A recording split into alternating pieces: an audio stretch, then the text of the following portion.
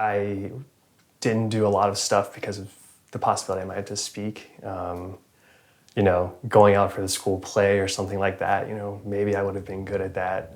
Who knows? But that wasn't an option because I couldn't speak in front of, or I didn't think I could speak in front of people. Socially, it was probably less of a problem for me. Never really had a problem making friends, but maybe I wasn't the truest version of myself when I was trying to make friends. I was the person who I thought people wanted me to be, which was someone who doesn't stutter. And going through this therapy and getting stuttering out there a little bit more, it shows that people love you for who you are, regardless of if you stutter. And friends, family, getting it out there is very, very free and liberating. We have an assignment we've done called running stop signs. And what a stop sign is when you want to do something. Let's say you want to ask if this store has a particular product, you want to call them, or you're there in the mall and you see a place you want to go into and check out and ask if they have this, or maybe you're sitting in class and you see that the person next to you has a book about the history of World War II and you love the history of World War II, you would love to talk to them, but then that stop sign comes up and says stop. You speak to them, you might stutter, they might think you're dumb, they might not want to speak to you. And so the assignment is basically when you see a stop sign, you just run it. You go right through it. And that's been one of the biggest changes that's been very permanent as well. I never really realized how many stop signs there were in my life. And once you see them and just learn that it's not something you stop, you just go right through them, it really makes a really big difference just in your overall life quality and just success. And it just makes life easier too, instead of finding other ways to do things that involve like, oh, let me check online if they have it when I'm at the store and I can just ask them, or, and I've made a lot of good friends that way too, that I might not have never made if I hadn't talked to them in the first place.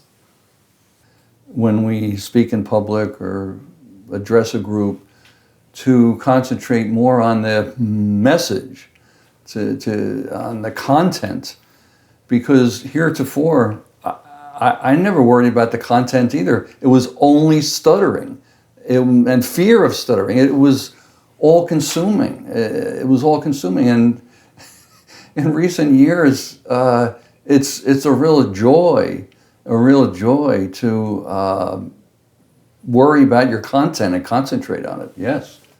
Actually, I consider it to be a gift in a lot of ways. I'm incredibly grateful for it. Part of that is, as men, I think we're sort of conditioned by society to be like less emotionally intelligent, and even if we're certainly not encouraged to like share our emotions, right? And so, as a person who stutters, there's not anywhere to hide anymore. Once you're a person who openly stutters. So I remember I used to be extremely closed and extremely quiet, but I'm naturally a very talkative person. And so I was actually able to be myself. And I found that when you're talking to people, you're actually able to connect through this very obvious and open weakness. When you're telling people like, oh, hey, like, I understand what you're going through, and you're speaking completely normally, and you seem all well-dressed and perfect, right? There's not a single thing out of place. It's harder for someone to feel empathy from you. But if you're openly stuttering, and you're putting yourself out there, and you're being weak and vulnerable, that's actually a strength.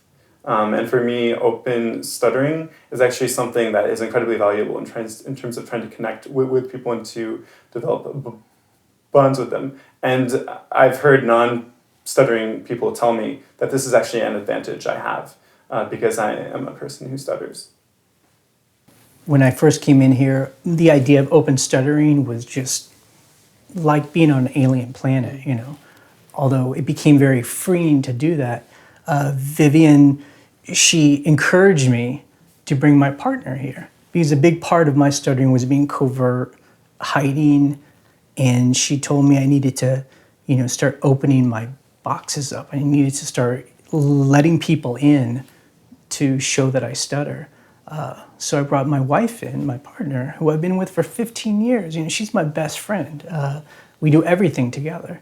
But when she came into this room and hung out with us, everyone stuttering, and she got to hear me and other people talk about how it made us feel, and the fact that we had these tricks and strategies and all the stuff that goes on, under the iceberg, all that internal stuff. I remember going home and having a long conversation with her, and we still have these conversations that she just had no idea, It was the first time in 15 years that she knew that part of me.